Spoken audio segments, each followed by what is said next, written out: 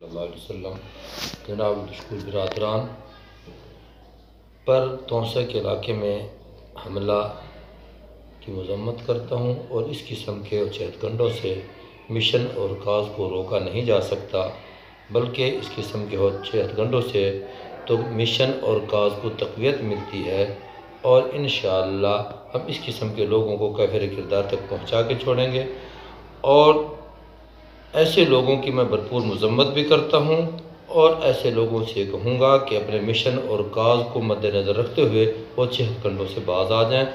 اور اس قسم کے لوگ جو مدح صحابہ کے لیے اپنی جانیں وقف کیے ہوئے ہیں ان کے خلاف اس قسم کے پروپگنڈے، اس قسم کے ہوتے گنڈوں سے ان پر تشدد کرنا، حملہ کرنا، یہ کسی طریقے سے بھی قانوناً اصولاً درست نہیں ہے۔ تو ایسے لوگوں کے خلاف قانونی کارروائی بھی کی جائے، اور تاکہ آئندہ اس قسم کے اوچھت گنڈے نہ کریں۔